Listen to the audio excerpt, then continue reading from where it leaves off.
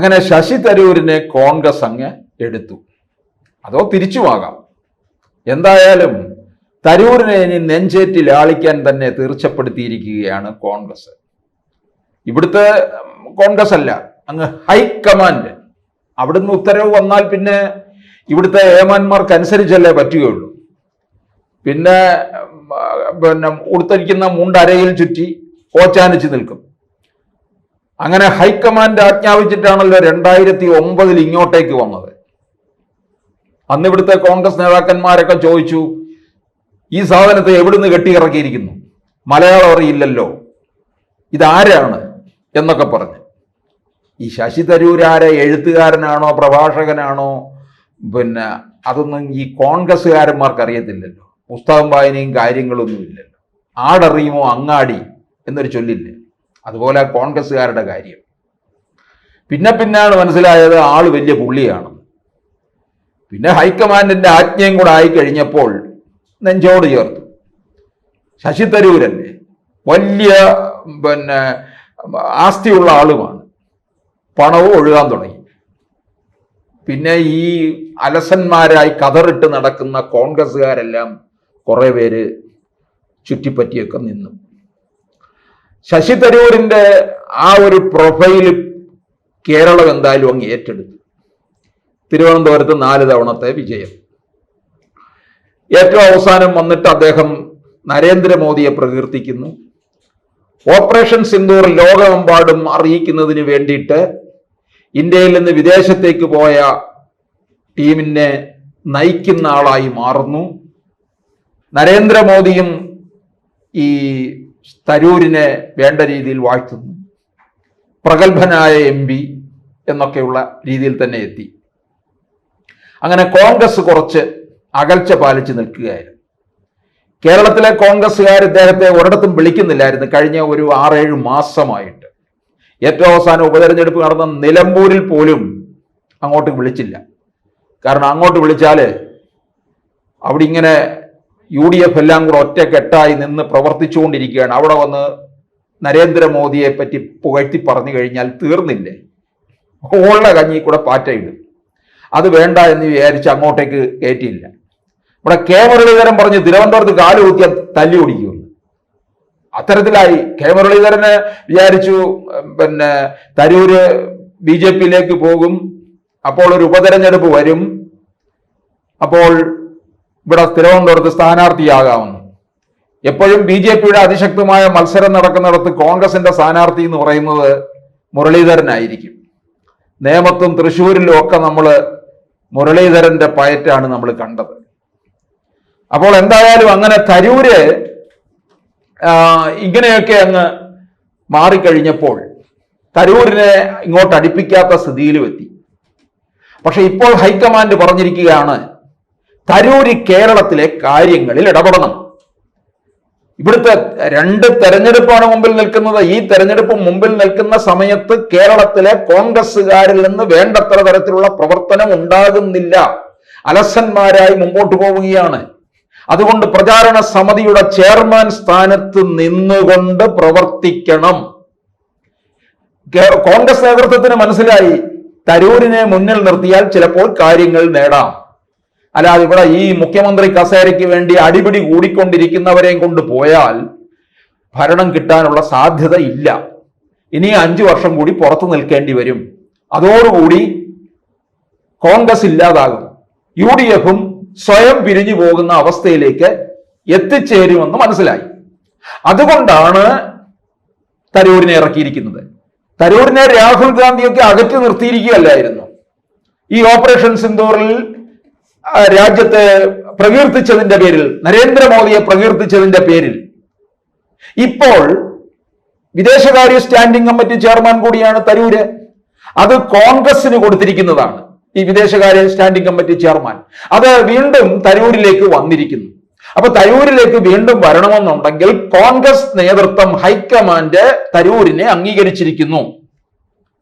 അപ്പം ഈ തരൂരിനെ പക്ഷെ ആ കോൺഗ്രസ് ഹൈക്കമാൻഡ് ഇങ്ങോട്ടേക്ക് വിടുമ്പോൾ ഇവിടുത്തെ കോൺഗ്രസ്സുകാർക്ക് വലിയ വിമ്മിട്ടമാണ് കേട്ടോ. അങ്ങോട്ട് ഉൾക്കൊള്ളാൻ കഴിയുന്നില്ല. 2009 ഇങ്ങോട്ടേക്ക് വന്ന അതേ പ്രതീതിയിലാണ് ഇപ്പോൾ തരൂരിനെ കാണുന്നത്. കാരണം കോൺഗ്രസിൽ നിന്ന് അങ്ങ് പോകുമല്ലോ, ബി ജെ പിയിലോ ഏത് ജെ പിയിലോ ഒക്കെ പോകുമെന്നൊക്കെ വിചാരിച്ചിരുന്നതാണ്. പക്ഷെ അതൊന്നും ഇല്ലാതെ വീണ്ടും കോൺഗ്രസിനകത്ത് സജീവമായിരിക്കുന്നു. കോൺഗ്രസ് ഹൈക്കമാൻഡ് ഇങ്ങോട്ടേക്ക് വിടുന്നു. അങ്ങനെ തരൂരിനെ എന്ത് ചെയ്തിരിക്കുകയാണ്, കോൺഗ്രസിന്റെ ഒരു അവിഭാജ്യ ഘടകമായി തീർന്നിരിക്കുകയാണ് ഇപ്പോൾ. അദ്ദേഹത്തിനോട് ഹൈക്കമാൻഡ് തന്നെ പറയുന്നുണ്ട്, ഇവിടെ എതിർപ്പുണ്ടാകും, അതൊന്നും മുഖവിലേക്ക് എടുക്കേണ്ട കാര്യമില്ല, ഇവരെ അംഗീകരിക്കേണ്ട കാര്യമില്ല, തരൂർ തന്നെ നയിച്ചോളൂ. ഈ തരൂർ വരുന്നതിനോട് മുസ്ലിം ലീഗിനൊക്കെ സമ്മതമാണ്. കാരണം തരൂരിനെ മുന്നിൽ നിർത്തിക്കഴിഞ്ഞാൽ എങ്ങനെ വന്നാലും 5 സീറ്റ് കൂടുതൽ കിട്ടും. ഈ തരൂരിന് മുമ്പ് കോൺഗ്രസ് അധ്യക്ഷ സ്ഥാനത്തേക്ക് മത്സരിച്ചല്ലോ, അന്ന് എതിരെ മല്ലികാർജുൻ ഖാർഗെ. അന്ന് തരൂരിനെ കോൺഗ്രസ് അധ്യക്ഷ സ്ഥാനത്ത് കൊണ്ടുവന്നിരുന്നതിലുണ്ടല്ലോ, ഇന്ന് പാർലമെന്റിൽ കോൺഗ്രസിന് ഒരു ആത്മാഭിമാനമുള്ള ഒരു സംഖ്യ ഉണ്ടായേനെ. അന്ന് ഈ മല്ലികാർജുൻ ഖാർഗെയെ പിടിച്ച് വെച്ചു. സോണിയാഗാന്ധിയുടെ വീട്ടിലെ കുശിനിക്കാരൻ ആണ് മല്ലികാർജുൻ ഖാർഗെ. രാഹുൽ ഗാന്ധിയും പ്രിയങ്ക ഗാന്ധി എഴുതി കൊടുക്കുന്നത് വന്ന് വായിച്ചിട്ട് പോകും. ഈ കടൽക്കിഴവന്മാരെന്ന് പറയുന്നത് ഇതാണ്. എന്നിട്ടും പിടിച്ച് അധികാര സ്ഥാനത്തിരിക്കും. അത് കോൺഗ്രസ് അവരുടെ കയ്യിൽ നിന്ന് പോകാതിരിക്കാൻ വേണ്ടിയിട്ടാണെന്ന് നമുക്കറിയാം. പക്ഷെ തരൂരിനെ പോലുള്ളവരെ ഏൽപ്പിച്ചിരുന്നുവെങ്കിൽ കോൺഗ്രസ് പാർട്ടിക്ക് ഈ ഗതി വരില്ലായിരുന്നു. എത്രയോ സംസ്ഥാനങ്ങളിൽ നിന്ന് തുടച്ചു നീക്കി, അതേപോലെ കേരളത്തിൽ നിന്നും തുടച്ചു നീക്കും എന്ന് മനസ്സിലായി. ആ മനസ്സിലായത് കൊണ്ടാണ് എന്ത് ചെയ്തിരിക്കുന്നത്, ഇപ്പോൾ തരൂരിനെ ഇറക്കി കളിക്കാൻ തീർച്ചപ്പെടുത്തിയത്. തരൂർ ഇടയ്ക്കൊരു കേരളത്തിൽ ഒരു യാത്ര നടത്തിയതാണ്. പെരുന്നയിലും നമ്മുടെ പാണക്കാട്ടും ഒക്കെ ചെന്ന് അവരുടെ ഒരു അംഗീകാരമൊക്കെ കിട്ടിക്കഴിഞ്ഞപ്പോൾ ഈ കോൺഗ്രസ്സുകാർക്ക് പലർക്കും ഒരു ഭയമായി, തരൂര് കേരളത്തിന്റെ മുഖ്യമന്ത്രിയാകും, തരൂരാകണം. തരൂരിനെ പോലെ ഹൈ പ്രൊഫൈലായിട്ടുള്ള ഒരാൾ കേരളത്തിന്റെ മുഖ്യമന്ത്രിയാകുമ്പോൾ അത് കേരളം വലിയ നിലയിൽ വലിയ ഒരു ഒരു ഒരു ഒരു അറിവുള്ളവരുടെ നിലയിലേക്ക് കേരളം വളർന്നിരിക്കുന്നു എന്നാകും.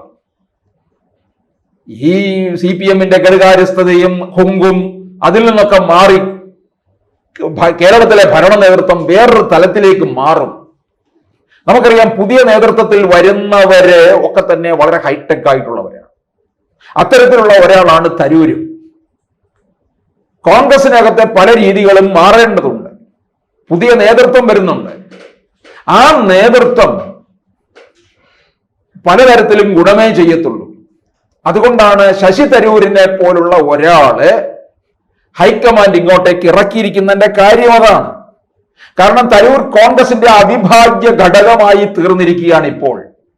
നമ്മളൊക്കെ പറഞ്ഞില്ലേ, തരൂര് BJP-യിലേക്ക് പോകുന്നു, കോൺഗ്രസ് വിട്ടു, കോൺഗ്രസ് പുറത്താക്കി, തരൂര് ഇന്ത്യയുടെ ഉപരാഷ്ട്രപതിയാകുന്നു, തരൂർ വിദേശകാര്യ വിദഗ്ധനാകുന്നു, തരൂർ കേന്ദ്രമന്ത്രിയാകുന്നു.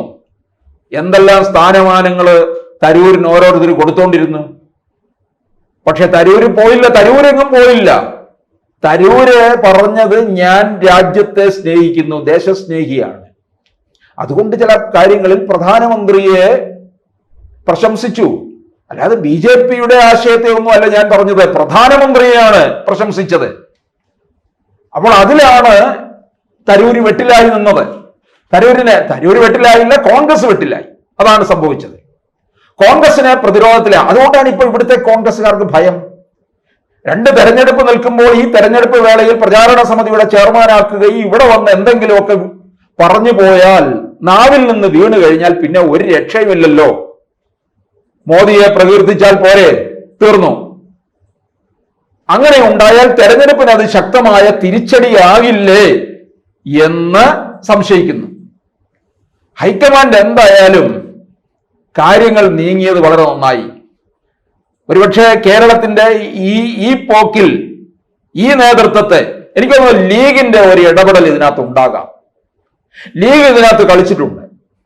കാരണം ലീഗ് പറയുന്ന കാര്യം ഹൈക്കമാൻഡ് ശരിവെക്കും. ഇവിടുന്ന് ഒരു ഫോൺ ചെന്നാല് സോണിയാഗാന്ധിയും രാഹുലായാലും പ്രിയങ്ക ഗാന്ധി ആയാലും എഴുന്നേറ്റ് നിൽക്കും. പാണക്കാട്ട് തങ്ങളുടെ വീട്ടിൽ നിന്നൊരു ഫോൺ ചെന്ന് കഴിഞ്ഞാൽ. കാരണം അവരുള്ളത് കൊണ്ടാണ് വയനാട്ടിൽ നിന്ന് ഈ ചെക്കനും പെങ്ങളും ജയിച്ചു പോയിട്ടുള്ളതല്ല.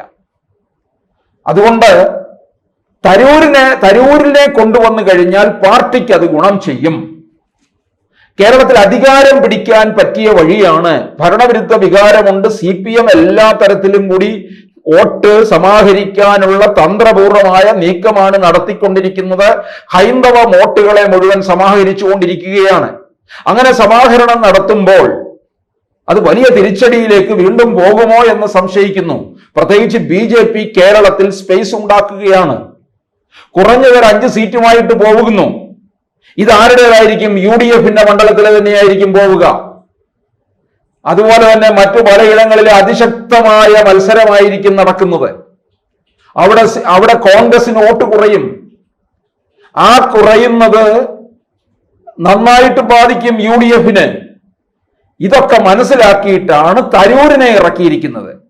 തരൂർ വരുമ്പോൾ യുവ നേതൃത്വത്തിനും യുവനിരയ്ക്കും സ്ത്രീകൾക്കും ഒക്കെ പ്രിയപ്പെട്ട ആളാണ് ശശി തരൂര്. അത് വേണ്ട തരത്തിൽ മുതലാക്കി എടുക്കാൻ കഴിയും എന്നാണ് ഹൈക്കമാൻഡ് മനസ്സിലാക്കുന്നത്. അതുകൊണ്ടാണ് കേന്ദ്ര നേതൃത്വം പ്രചാരണ സമിതിയുടെ ചെയർമാനാക്കുന്നത്. അത് ഇവിടുത്തെ കോൺഗ്രസുകാരെ ഏതു തരത്തിൽ എതിർപ്പ് പ്രകടിപ്പിച്ചാലും അതിന് യാതൊരു തരത്തിലും മുഖവിലേക്ക് എടുക്കാതെ മുന്നോട്ട് പോവുക എന്നുള്ള മാർഗനിർദ്ദേശം തന്നെയാണ് നൽകിയിരിക്കുന്നത്. തരൂരിനെ സംബന്ധിച്ചിടത്തോളം അദ്ദേഹത്തിന് ഇത് കാര്യങ്ങൾ കൈകാര്യം ചെയ്യാൻ കഴിയുമെന്നുള്ളത് തന്നെയാണ്. ഇവിടുത്തെ കോൺഗ്രസിനകത്തെ കളി അദ്ദേഹത്തിന് നന്നായിട്ട് അറിയാം. അത് മനസ്സിലാക്കി. അത് ഓരോ തെരഞ്ഞെടുപ്പ് സമയത്തും ശശി തരൂർ കാണുന്നതാണ്. അതുകൊണ്ട് തന്നെ തരൂരിനെ കോൺഗ്രസ് ഏറ്റെടുത്തിരിക്കുകയാണ്. ഇപ്പോൾ തരൂരിലൂടെ കേരളത്തിൽ സീറ്റ് പിടിച്ചെടുക്കുക എന്നുള്ളതാണ് ഹൈക്കമാൻഡ് മുന്നോട്ട് വയ്ക്കുന്ന കാര്യം.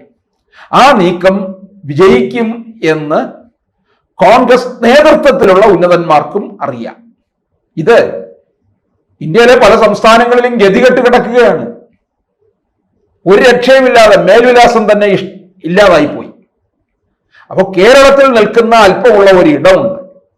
പിന്നെ ഇവിടെ ഒരു ഭരണവിരുദ്ധ വികാരവും കൂടി നിൽക്കുകയാണ്. ഇതെല്ലാം കൂടിയാകുമ്പോൾ ഒരു അനുകൂലമായ സാഹചര്യത്തിലേക്ക് മാറും. ഉപതെരഞ്ഞെടുപ്പുകളിലൊക്കെ വലിയ വിജയമാണ് നേടിയെടുത്തുകൊണ്ട് വന്നത്. ആ വിജയം അതിന്റെ ഒരു ആഹ്ലാദ തിമിർപ്പിൽ നിന്ന് മാറിയിട്ടില്ല. ആ സമയത്താണ് ഈ സദാചാര പ്രശ്നം കോൺഗ്രസിനകത്തുണ്ടായി അവരുടെ ഒരു പ്രതിച്ഛായയ്ക്ക് മങ്ങലേറ്റത്.